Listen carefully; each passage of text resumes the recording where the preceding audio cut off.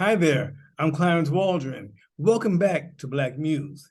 Tonight's guest is going to surprise you. He's from the West Side of Chicago, and he's now playing drums for Lenny Kravitz. He spent 2 years on touring with Chaka Khan. He's done some work with Stevie Wonder. He's a real nice guy. I can't wait to get started with him.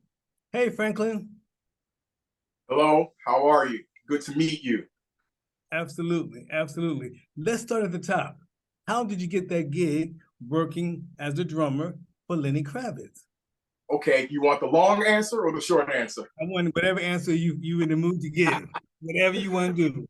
Okay, all right, well, 2007, I'm going to tell you the long answer. 2007, this was around the time, it was after Stevie Wonder, after Chaka Khan, way after those two wonderful artists that I had the pleasure of working for. A lot of people don't know this, but I was an apprentice to be an electrician. Really? While I was doing gigs at night and doing studio sessions whenever they came up, like early in the morning, like between 5 a.m. and 1:30 p.m., I was learning how to be an electrician. You know? Exactly. So one day, a friend of mine called me, and I was at work in the daytime. He was asking me, "Hey, love, what are you doing?" And I told him, a little of this, little of that. And he said, "Hey, a friend of mine's looking for a drummer. He's going to call you." And I said, "Okay, no problem." So a couple days went by, and then I remember doing a gig in the evening, and then like the next day, phone rings. You're like, "Hello?" I'm like, "Yes, hi. Is this Franklin?" Like, "Yeah, speaking. Hi, this is Lenny Kravitz." And I said, "Who?" Like, "Who's this?" Like, "This is Lenny Kravitz." See, it was funny because my friend that called me, he didn't tell me who was looking for a drummer. He didn't tell me who was going to call me. So, I'm talking to Lenny Kravitz on the phone. I'm like, "Okay, nice to meet you." He said, "Hey, I'm looking for a drummer. Are you available to fly to New York this weekend?" And I said, "Sure." So I flew out. We played for a couple of days, and then I flew back to LA. It was just like that. And a few more days went by, and he called me again. He wanted me to come back to New York. I said, "Okay, sure." So when I went back, I met more people. I'm playing more songs, and I hung out a few more days. And then he said, all right, good to see you again. And I went back to my hotel room, flew back to LA. A week goes by. He calls me again. He said, "Hey, can you come back out and play this and that?" And I said, "Okay, wait a minute. If you keep calling me, you got to start paying me." And that's what I said to him. Okay. And so he laughed. And he said, "Yeah, come out. So I flew out. Yeah. So I flew back to New York.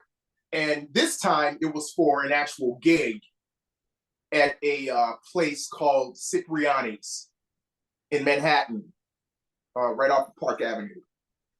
And so we played this performance, and it went well, and hung out some more, got paid, went back home. Couple weeks go by. He calls me again and said, hey, can you come back out and do this? And then so like, okay, I go back out, and then I started to wonder, all right, what is this going on? What is this? Am I auditioning like, you know, before and after other drummers or something like that? I wasn't quite sure. Right. And then someone told me, like, no, you're not auditioning, actually. There's no other drummers he's looking at. He's just looking at you. I said, okay, that was encouraging. So we played more and more and more. And I stayed in New York for like a week at that time. And then like he finally pulled me aside and said, hey, man, you know, I really enjoy your playing. I just want to know if you're interested in being in the band. And I said, absolutely. And he said, all right, well, the manager's going to call you and work out details and all that stuff. So that's how I got the job. Wow. Wow. Just like that. How long have you been with them? 13 years? 14, roughly. Because like a year and a half, I left. You know, like 2014 going into 2015. The other drummer he used to use, her name is Cindy Blackman, wonderful drummer. We know each other as well. She came back for like a reunion type thing at the time. So that lasted like a year and a half, and then he immediately wanted me to come back to work with them again. So collectively, it's been a little over 14 years. Wow. Okay. Yeah. So what is it like to share the stage with Lenny Kravitz? What is that like? Let me tell you this. Years ago, you know, after playing with Stanley Clarke and Stevie and Shaka and all that stuff, you know, during those times, I was working on my own music. And my music has always been rock driven. And during those times, I was saying to myself, I really want to work with an artist that's really in the rock and roll genre. So when I was introduced to him, it was like a dream come true. So sharing the stage with him, honestly, it feels natural. It fits. It's natural. It's fun. It you know, natural. That's how it feels. Okay. Yeah. Good enough. Very natural. Fun. Yeah. So what kind of things are you learning about the music industry by being on tour with Lenny Kravitz? Good question. Over the years, I've developed quite a few awesome contacts. I've learned over the years that it's not only about the music. A lot of it's about the business. And I've always had a business mindset to begin with anyway, but when I got with him, I saw a lot of things. See, he was teaching me a lot of things without realizing it. You know, I'm those type of people that I'd rather watch before I say something. You know, I learn better by just looking and listening, you know. So developing business, looking great on stage, you know, it's not only about the music, it's about how you come off. It's about how you present yourself. It's about being honest with your delivery as well. Having a good team around you. Those are all the things that I learned over the years with him. You know, musically, when I first joined the band, like I knew I would like the situation because we have a lot in common musically. Like I knew that before we even met. So like, to be quite honest, my music lessons were over after the first 4 years of working with him, because playing with him, I had to find a way to give him what he wanted musically, but still be myself. Because like his brand of rock and roll is very eclectic, and it's coming from R&B, funk, rock, a little bit of Curtis Mayfield, all rolled up into one with an edge. So I had to find a way to play like the character in his drumming, because number one, I don't think a lot of people know this, he plays the drums on his records, not me. Oh, really? Yeah, I don't drum on his records. I only work with him on the live tours and television, you know, and Okay. I'll say that unfortunately, but that's how he's always been. So Okay.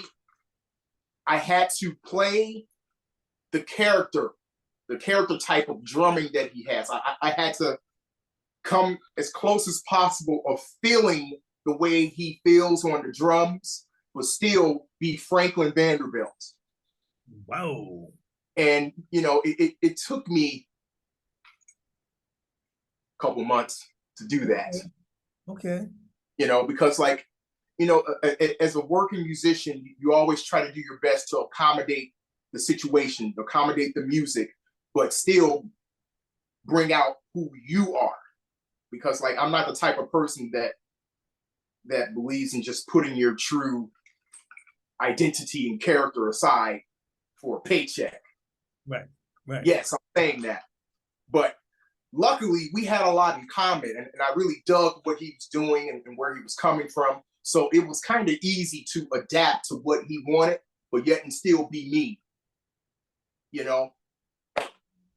Got it. Got it. Now, you have a show coming up with him that you're rehearsing Yes. now. Is that going to be in Paris, or where would that show be? Yes, sir. It's going to be in Paris, Okay. right in front of the Eiffel Tower. It's a huge situation. It's something I never thought about doing, but yeah, I'm leaving in a couple weeks to perform there. It's a giant situation. We always do giant things, Okay. I like that. I like Yeah. that. I like that. I'm looking forward. It's going to be a lot of fun.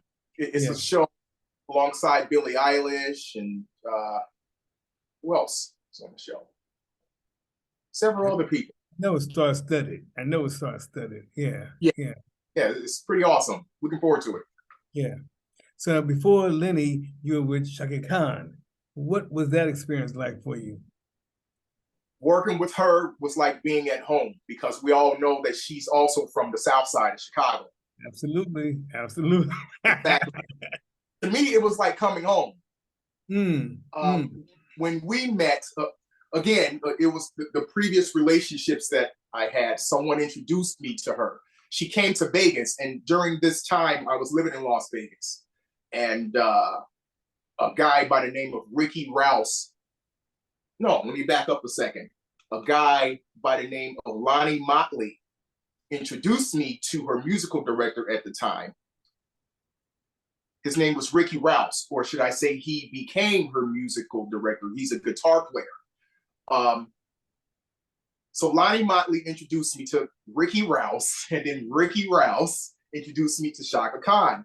And so when we met, she already had a report on me, and little did I realize she was looking to change the band, and my name was recommended, and she sent me all of the show tapes, CDs at the time, and I learned everything. And then August of 2002, I was flown out to Los Angeles, which is where I am now, to play a gig. And luckily it went well. And then later that evening, she told me, I would love to have you. You got the job. And then the following year, thanks to her, I was able to move to Los Angeles. So my transition from Las Vegas to Los Angeles was quite easy. I was already employed as a musician back then. So I took the moment and ran with it. I left Chicago in 1999. I was in my early 20s. Wow. So life. Say it again. That was the best day of my life when I left Chicago playing drums with a previous artist at the time. I moved from Chicago to Las Vegas, and thanks to Shaka Khan, from Las Vegas to Los Angeles. Okay. In 2003. Okay. So who was the artist that you had the gig with? Was that the Vegas? When you went to Vegas? The person or the artist that took me out of Chicago, his name was Galib Galab. That's what I thought. I'm not sure if you guys know that name. Oh, I do. Okay, awesome. Unfortunately, he passed away about 10 years ago. Right. And thanks to him, I ran into him in Chicago, not realizing that he was working in Vegas. And I was just off a tour with a blues rock band at the time. And someone introduced me to him. And I just sat in at a little club at the time called The Back Room on Rush Street. I'm sure you guys remember it. Absolutely. Sure do. Sure do. That one evening changed my life. I met Galib Galab, and before you know it, he sent me a ticket to come out to Las Vegas and work for a few months. And those few months turned into, a few years. Yeah. Amazing. So now along the way, you also ran into Stevie Wonder. So tell us about how that came about. Because it seems like everybody introduces you to someone who knows someone who knows someone. I don't know, but go ahead. Stevie Wonder. That is correct. Okay. A fellow drummer friend of mine, his name is Trevor Lawrence. He gave me a call one afternoon, and he needed me to cover for him because he was involved in some other projects and he couldn't make it. So I was actually substituting for him. And I was introduced to Stevie Wonder. They sent me all the music, the set list and everything. And I worked with him for like a month. Okay. Yeah, okay. So that's how that happened. It was just recommendation. I was covering for him. He couldn't make it. Right. Yeah. Got it. Now, this is the Black Muse video podcast. So I always ask the guests, who inspired you? Who told young Franklin that you're going to make it one day? Well, first of all, I have still, great parents. My father was very supportive and encouraging. My mom was encouraging and funny. Okay. No one had a problem with me setting up my drum kit in the middle of the dining room and just drumming away. So first and foremost, it was my parents and my grandparents that were extremely supportive. And my band directors in high school at the time were very supportive. People I've met along the way, Ramsey Lewis was very supportive. Yes. Just quite a few people. And even I had a high school girlfriend at the time. Even her mother was very supportive. Okay.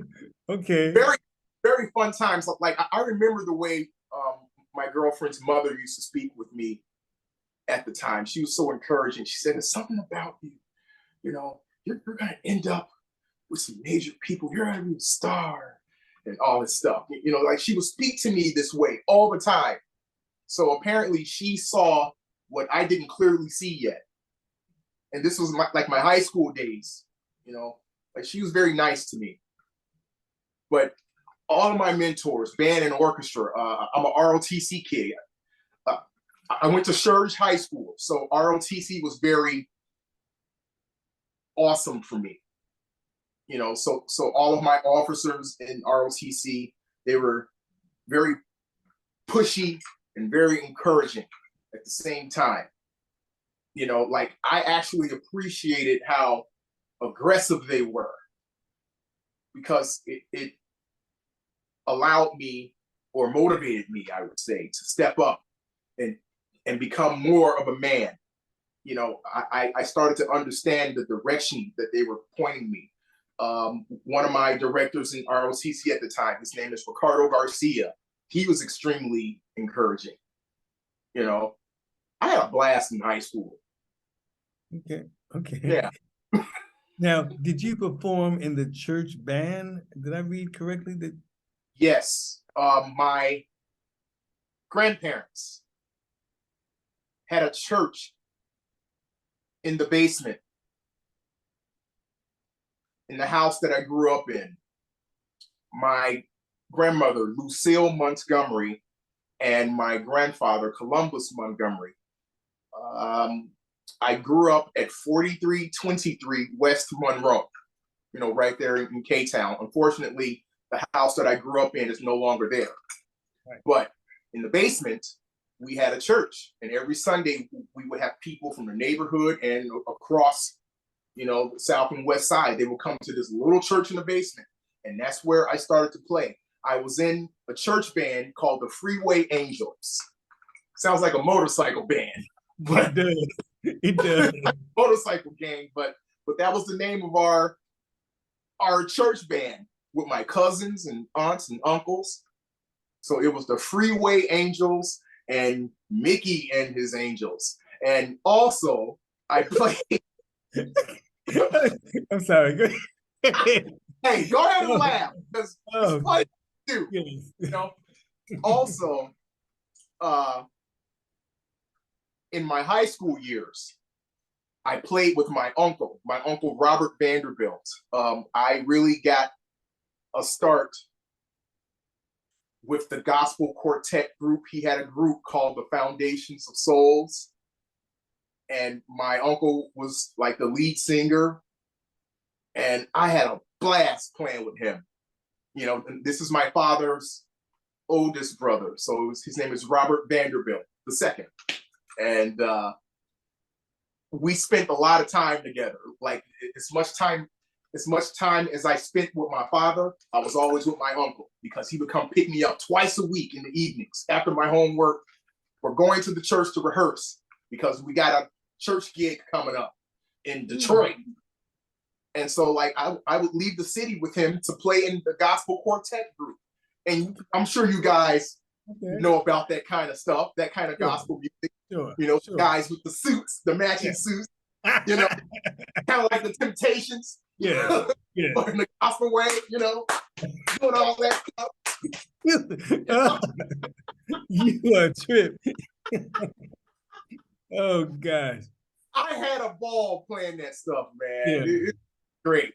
So it was all my start. So like in the daytime, I would go to school. And at nighttime, I was playing in jazz clubs, because my professional career began when I was like 16 years old. I met Ramsey Lewis and Clark Terry. So I'm playing in jazz clubs. And then I'm playing with my uncle in church too, with the gospel quartet. So I was quite busy. Yeah.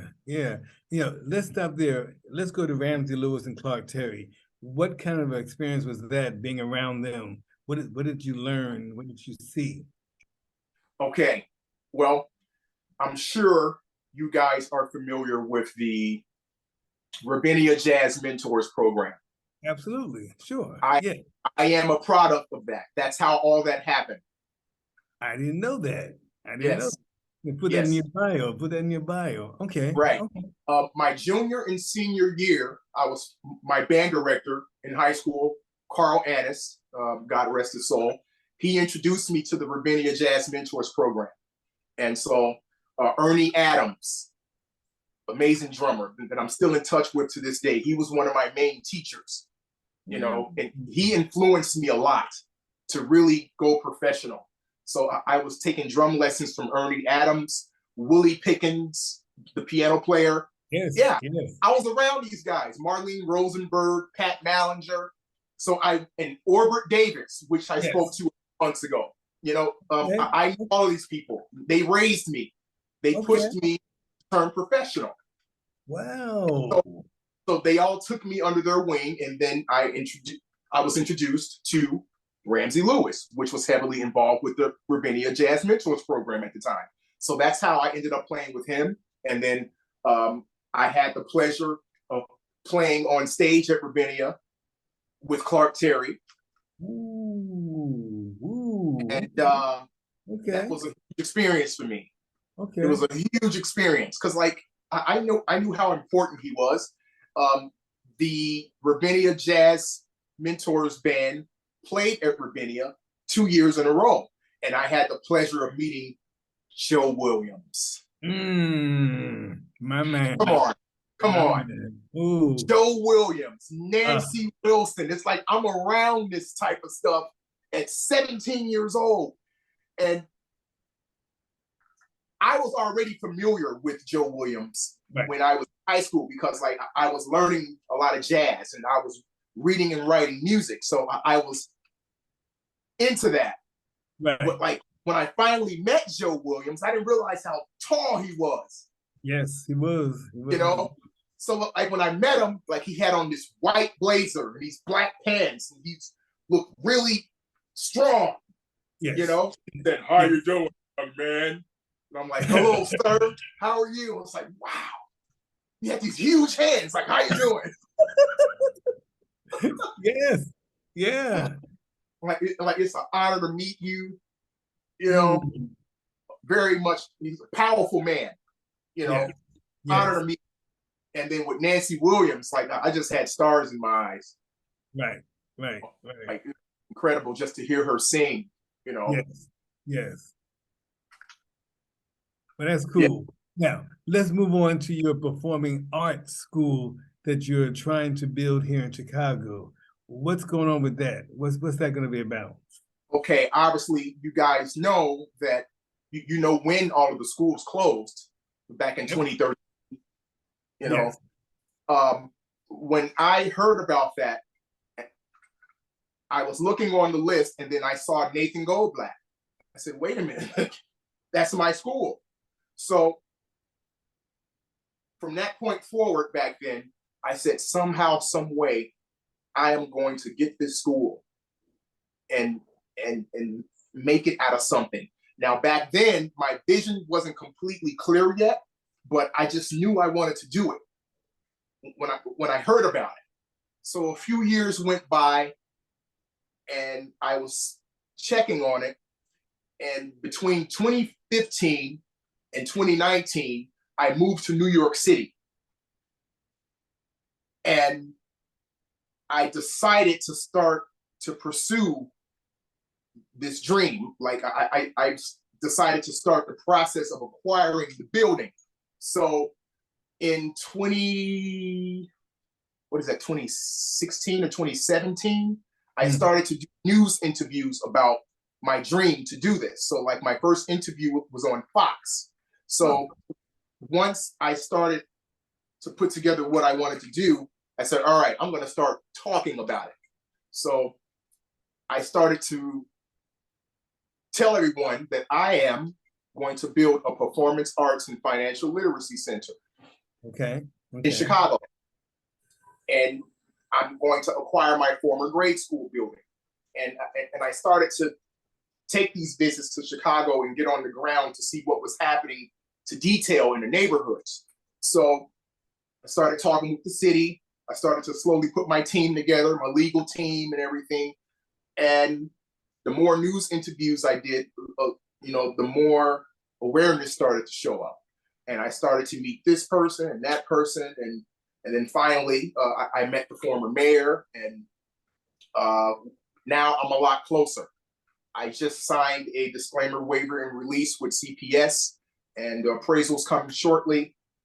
And I formed my 501c3, the Franklin Vanderbilt Foundation, and I'm weeks away from acquiring the building now. Wow. Yeah. That's amazing. Yeah, so the appraisal is coming shortly, this month, as a matter of fact. Okay. Now, of course, I know the answer to this, but why the school? Why the school? Is there a message that you're trying to say to the young people? Yeah, here's the message. Well, when I was growing up, I had these opportunities. Basically, what's happening now,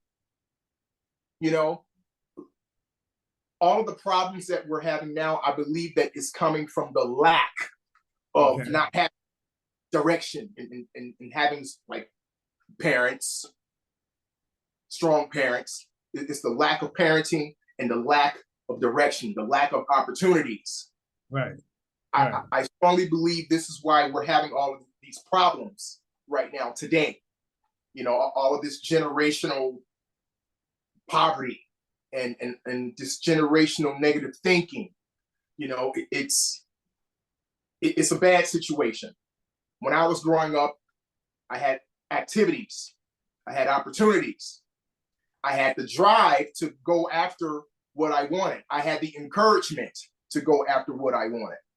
Now, that stuff, it doesn't exist, not even in the school system. It's like you're being taught to stay where you are. So I put together a program that presents these opportunities to you. My program is driven by performance arts, but also, you know, we'll have financial literacy in there as well. Like, I'm teaching life skills through music, through performing arts. Love it. Love it. Yes. Yes. Yeah. Cool. Cool. Now, you know, this is a Black Music Month. Why should we celebrate Black Music Month? Why is it important to acknowledge that month?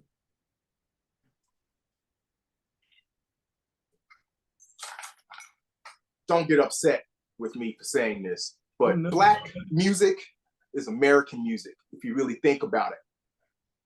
It is. How many times have Black music influenced or created or birthed all genres of music? Blues comes from gospel. Ragtime, you can call that Black music, right? But Right. when you really look at it at a broader scale, it's American music. American music. Okay. Blues, well, rock and roll comes from blues. Blues comes from gospel. We have jazz, and like everything. Black music has birthed American music globally. So I celebrate Black music every day of my life. You know, like everything I listen to, it's all rooted in African rhythms. You know, it's African rhythms, African sounds. You know, it's American music as far as I'm concerned. You know, Okay. so like, I'm proud to be Black, but I'm proud to be an American, and I'm proud to be a musician that's doing American music. You know? Hear that. I hear that. Yeah. So Black music is American music to me, because like everyone tries to play what we do. You know, we're responsible for a lot of things. We birthed a lot of things. Like I'm proud to call myself a rock and roll drummer. But see, I started playing blues and gospel. That's how it all began for me. I started playing blues, gospel, jazz, Black music. Right. Rock and roll. Okay, Black music, but it's all American music to me. All of it. Got it. Yes. All right. Now, you studied music at Eastern Illinois University. How did that experience help you even today? My percussion teacher, Professor Johnny Lee Lane, was a tyrant. He was very tough, but very kind. It really helped me with my persistence and dedication. When I arrived to college, I was already a professional, you know, because like I said, I was playing in jazz clubs at 16, 17, 18 years old already, and I was getting paid. Like the first gig I ever did, like I made $200. My very first gig, professional. And I remember my dad came to pick me up, and the band leader handed me a white envelope. I jumped in the car, and it was $200 in there. I said, "Dad, I want to do this for a living." Yeah. So by the time I arrived to college, I was a professional already, but I was broadening my skills even more. I was sharpening my skills. So he helped me with my persistence, my dedication, my focus. Just really do things correctly. It's not only about talent, it's about persistence. Because there's a lot of talented people out there, but if your work ethic is this big, you're not going anywhere. You can't just rely on your talent to deliver. Your work ethic has to be this high, you know? So that's what I learned in college. Persistent work ethic. If you're going to do something, commit to it and do it right. Okay. Yeah. Now, you're also a singer. You mentioned that earlier. You're a singer Is there a solo album that you're working on right now? Yes, well, as a matter of fact, it's all finished. Oh, I'm actually working on the music business. It's a rock album, okay. rock, pop rock, folk rock, but more driven towards hard rock. I have a couple of songs on there that's considered like folky, Okay. because I also like folk music, Okay. But yes, it's all finished, and I'm working on the music business right now. Me and my team that's been forming. Okay. Okay. Yeah. Good enough. And you're also an actor. Is that Yeah. correct? Yes. So you're all over the place. You're doing everything. Let me tell you, the way the acting thing started, I was in high school, and quite often I would be called upon to provide the music for the theater program. And there were some times that I would have to jump on stage to participate with a few lines here and there, and then jump back in the orchestra pit and continue to play music. So that's how it all began for me. Mm. And you know what? I'll take it back even further. I Okay. enjoy watching Sanford and Son and All in the Family, all of those kind of shows, like all of those Norman Lear shows. The interest started to, form watching those television shows as a kid. But when I arrived to high school, I was a part of the theater program from the musical point of view. So because I was around them all the time, the interest started to grow. Fast forward to, 2010, I decided to get myself into some acting classes. And, I did that for like 9 months. And then throughout the years, I studied privately with Cleo King and Bobby Chance. And before you know it, I picked up a few films here and there. Okay. I've done a few things already. I just finished shooting a pilot with Rick Springfield. Mm. Yeah, but Rick Springfield, the guitarist and actor. Sure. He was on General Hospital for many years and some other things. So I just finished working with him. And right now, they're shopping around this TV show that I have a recurring role in. So I'm looking forward to that being picked up. Nice. Okay. All right. Yeah. Well, we heard it here first. Yes. Exactly. So I can't believe our time is up. Anything else you would like to share? Anything else on your mind? Well, I got you here. Anything else? Follow your dreams. The heart doesn't lie. Your intuition doesn't lie. Don't be afraid to tap into your passions. Live what you feel, because most times that's the truth about you. What's inside comes out. If your heart and your entire being gravitates towards something that you're attracted to or something that you love, that's where your truth is. Do it. Do it. Never let anyone stop you, because if you don't go after what you believe in, you'll regret it later. So follow your passions 100%. Follow your intuition, because that's where the truth is. All the time. All the time. Well, those are powerful words. I love it. I love it. So thank you very much for your time. I really enjoyed this conversation. The feeling is extremely mutual. I should be interviewing you. I know about all of your work with Jet Magazine, and like you're responsible for us. You're responsible for me being what I am today, because like I used to look at Jet Magazine all the time, and the pretty girls. Most of the time, I'll fast forward to the pretty girls first, and then you read. Yeah, I'll look at that page first, and then I'll read the rest of the stuff. But on a serious note, it was quite empowering growing up. So I appreciate what you did for me. Well, thank you very much. I appreciate that. Absolutely. Yes. Thank you. All right. All